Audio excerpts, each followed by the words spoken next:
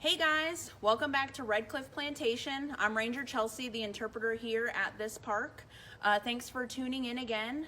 All 47 state parks are still closed, unfortunately, but the rangers and park staff are working really hard behind the scenes to bring you some engaging educational content every day. You may have joined us last week when we did a behind the scenes tour here at the Redcliffe Mansion right behind me, and we went up to the rooftop. Today, we're bringing you back for an abbreviated version of our Discover Carolina school tours. This is actually going to be a two-part series, so the first part will be today, that will be posted, and we're going to be in the slave cabin. We hope you tune in a few days for part 2, where we're going to be back up at the mansion, and we're going to keep bringing you videos. So today's tour is going to focus on our school tour that talks about what life was like at a 19th century plantation like Redcliffe, where we are today. What life was like for the people who lived here. So today we're going to focus on the enslaved laborers, those who worked the land, cultivated the crops, and did a lot of that toil and labor here. The second part will be up at the mansion, where we'll focus on the elite Hammond family, that elite planter class in history, and how they would have lived on the plantation site as well. But before we get started, let's just cover a few basic concepts. What is a plantation? Maybe you've been to one before. The State Park Service does have 3 plantations here at Redcliffe: Hampton Plantation and Rose Hill Plantation. And I think in a couple days or very near future, Rose Hill is also posting a video of their site, so definitely tune in for that. But what is a plantation? Basically, a large farm or estate where crops are grown and cultivated. The agricultural economy was significant to the South, especially in the 1700s and 1800s. The South and planters like the Hammond family made a lot of money off of crops. The 5 key cash crops of South Carolina were cotton, corn, indigo, tobacco, and rice. Maybe you've learned that already in school. We're going to focus a little bit more today on cotton. That's how James Henry Hammond, the owner of this site, made a lot of his money on cotton. And we're going to learn today using a lot of primary sources. Maybe you've learned about primary sources. If not, it's basically any object, artifact, historic document, building, like what we're going to be going into today, that dates to the time that we're learning about. So we're going to be using a lot of primary sources today to learn. Before we head inside the slave cabin, let's kind of orient to the site. We're in the back workyard here, and there were originally 4 slave cabins. So you see one off to the left in the distance. James Henry Hammond purchased this site in 1855. He had 4 plantations. Redcliffe was the last of them, and those spanned 15,000 acres. So here at Redcliffe, there were originally 4 slave cabins. That's what his enslaved individuals would have built first after purchasing the land. They date to 1857. Followed by building their cabins, they would have built the mansion. We see the Redcliffe Mansion behind me here. That was completed in 1859. We have another structure out to your right. Those are some stables. Those date to after the Civil War, so post 1865. We're not going to focus on that building in today's tour, but we're going to learn more about the site, the lives in the 1800s here of those who lived here, and we're going to start in one of the historic slave cabins.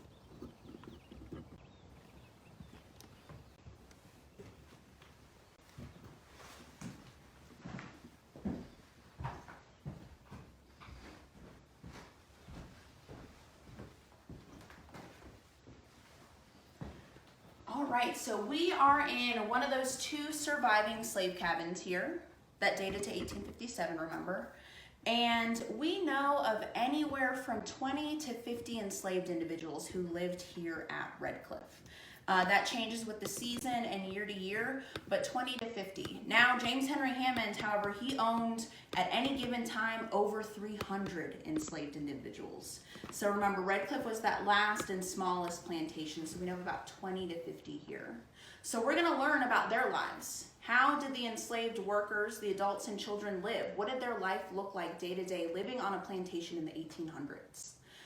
Starting with their shelter, their home. You saw when we first stepped in here, we'll do another pan around. This is your home. Take a look around. We don't see a lot of furniture. Beds would have been on the floor, just stuffed mattresses, maybe a table, but not a lot of decor, not a lot of furniture that you imagine your home. And the biggest thing, this is one room. This is one room that we're standing in. This is your entire home. There was a door that connects to the other side of this cabin. That would have been a separate home. Those doors connecting both sides weren't here during the time of slavery. So anywhere from 5 to 10 individuals would have had this as their home, this one room. That's your kitchen, your living room, your dining room, your playroom, your bedroom. That's all in this space. So not a whole lot of privacy. So just kind of take that in. We're gonna look at some primary sources and learn about different aspects of lives of the enslaved. One of those main primary sources we use here is the Plantation Manual. We're very fortunate that the Plantation Manual from Redcliffe has survived. This was written by James Henry Hammond, that slave owner and the landowner. Almost every plantation had a plantation manual. We're just fortunate that ours did survive. It's basically your rule book or your guidebook of how the plantation is expected to run day to day. Because Hammond might not always be here, the owner. He's got 3 other plantations, or he might be serving in one of his political postings in Columbia. So he needs to make sure that his overseer, the one who's in charge, who is most likely, or he was, a white male, always the overseer is, he would have been running that day-to-day business of the plantation when Hammond's gone. So he has his rule book, the Plantation Manual, to do that. We're gonna look at just a few pages in the Plantation Manual. There's a lot more, but we're gonna focus on clothing, food, and work. But there's a lot more in this manual. So let's start with clothing.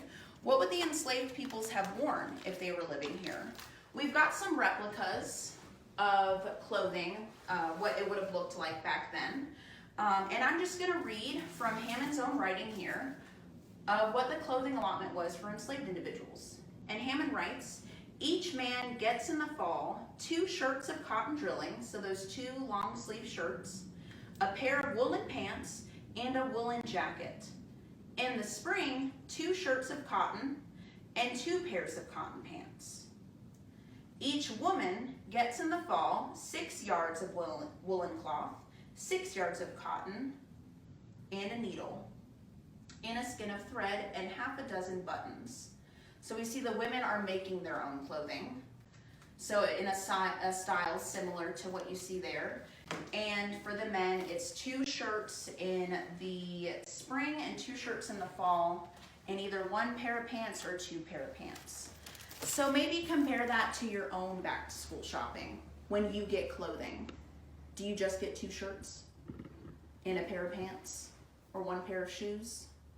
Maybe that does look like your back to school shopping. Maybe yours is vastly different. We're gonna just do a lot of comparisons today of what we know life was like and the rules for the enslaved, and kind of look at our own lives to see if it's the same. Let's talk about food next. So we know what food allotments were because James Henry Hammond wrote those down too. And we have some copies for you to look at, but this is all Hammond's own handwriting. We're very fortunate that this has survived. So we're gonna focus on what children's food allotments were, and there's a copy down here too. Allowance is given out daily to the children at the rates for each child of 1/3 of meal and meal given to the work hands. So that would be cornmeal. An abundant supply of vegetables should always be at hand in a garden cultivated for the especial purpose, to be cooked with their meat. Each child must have daily at least 1 pint of skim milk, and their food should be cooked by the nurse and consist for breakfast and supper of hominy and milk and cold cornbread, and their dinner of vegetable soup and dumplings or bread. Cold bread or potatoes should be kept on hand for occasional demand. So that sums up what the children's food allotment was. So think about what you ate for dinner today, or yesterday, if it's morning. What'd you eat for breakfast, or what'd you eat for lunch? For breakfast, I had an organic nutritional shake, which is probably the most boring thing I could have mentioned. But for dinner last night, I had pasta. I would have pasta every day if I could. But I don't eat the same thing for dinner every day. I don't eat the same thing for lunch every day. I usually have the same thing for breakfast every day. But think about what your favorite food is. How often do you get that favorite food? Do you have the same menu or set of meals every single day for breakfast, lunch, and dinner every day of the week? Maybe you do, maybe you don't. But it's interesting to see that daily, the enslaved individuals' meals would have consisted of cornmeal, a third of the meat given to the adult hands, so that would have been pickled pork. And we saw vegetables and dumplings, cold cornbread, hominy, and milk. So that's their daily consumption. So maybe some of your favorite foods is on that list, maybe it's not. But we know that because of the documents here by Hammond. That is the food allotment. So let's talk about workload now. So we covered clothing, we covered food. Let's see what enslaved individuals were doing on a day-to-day basis. So we have a page devoted to work, but it's really long. So I just took a couple snippets out here from this page, and I'll read the following. This is Hammond's rules for work. The first horn is blown an hour before daylight. All work hands are required to rise and prepare their cooking for the day. I'm just taking some excerpts from this page, but that's a copy of that original document. At noon, the gang stopped to eat dinner. At 1, all hands return to work. In summer, the break increases with the heat to 3 hours. At sunset, the hands knock off work for the day. The slaves are allowed to visit amongst themselves until the night horn is blown, after which no slave must be seen out of his house. So let's sum up. When did work start? At sunrise. And when did it finish? At sunset. So depending on the time of year, that's a really long work day, especially in the summer months where the days are longer. And what did that work primarily consist of? Well, we know at Redcliffe, or at James Henry Hammond's plantations like Redcliffe, that consisted of picking cotton. So this here to my left is a bale of cotton. This weighs about 13 pounds. And here we have some remnants of a cotton plant. And just imagine, this is just one little piece of cotton from this plant. How many plants it took to pick here to equal 13 pounds, this small bale here. That would take me all day. But this is just a fraction of what enslaved workers were picking here at Hammond's plantations.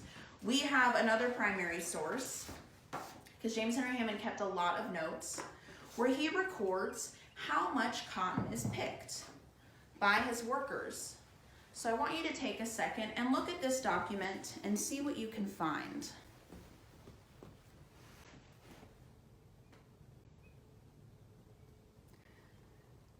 So who's the youngest on this list? That's little Tom. And how old was little Tom? He was 9 years old. How much did little Tom pick on this specific day of cotton? 95 pounds. Who was the oldest on that list? Limerick. He was 13. He picked 72 pounds that day. So this bale of cotton, 7 or 8 of these is what they would have picked in a given day. 7 or 8 of them. And we actually have a replica of a drag sack here, which I'm going to unfold this and pull this out. And this is what enslaved workers would have been carrying over their shoulders and filling. Look how long this is. About 10 of these at least would have fit in there. Over 100 pounds of cotton would have fit in this drag sack. And that's every day working and toiling in the cotton fields in the heat, filling up that cotton. And that's children starting at 70 to 90 pounds. As they get older, that quota, that number of pounds of cotton would have been expected to increase. It doesn't go down ever. It has to continually go up. So children are picking cotton. We see children as early as the age of 9. What else were children doing on the plantations because everyone's working. We have another picture here. This is not from the time of slavery. This is from the 1870s. But we see a young boy in this picture. And what does he have on his head? He's got a water bucket on his head. And he's actually standing next to a massive bale of cotton, you can see. But he has a water bucket on his head. Children were often water toters. So they would fill buckets like we see here, it's pretty heavy empty, and carry water from the river or from the well out to those picking in the fields. Because with the heat and the constant exertion and work, water was needed constantly. So this fits about 2 to 3 gallons of water. Does anyone know how much a gallon of water weighs? It's about 8 pounds. So this empty is pretty heavy, but it would be an extra 16 to 24 pounds heavier if it was filled with 2 to 3 gallons of water. And that was another role, another line of work that the enslaved children were doing on the plantation. So far we've covered what housing looks like, what food looks like, clothing, work, but we're talking a lot about children. What's something that we haven't covered yet that you would expect to learn about when talking about a child? School, education. We haven't talked about that at all. And that's because enslaved individuals were not allowed to have an education. They weren't allowed to read or write or to be taught to read or write. They did not have an education. Their life was the work that they did for their owners. So when you think about maybe the conversations you have with the other students in your class about what you want to be when you grow up, where you want to move after you graduate high school, what you want to do once school is done. These conversations weren't available to these children because school wasn't an option. Changing their circumstances or leaving of their own free will wasn't an option to them either. So the people who lived in this cabin, the enslaved individuals, they made what home they could with what was available to them, with their family, with the structures here, with the community that they had, and with the location that was forced on them. And they made what home they could, but changing those circumstances wasn't an option to them of their own free will. So it's important to keep that in mind. So thanks for joining us today. That pretty much sums up our abbreviated cabin tour. We hope you join us for part 2. We'll be back at the mansion and we're going to see how the Hammond family would have lived. If you have any questions, drop them in the comments. We'll try to answer them by the end of the day. And stay tuned for these daily virtual programs from the South Carolina State Park Service. Thank you.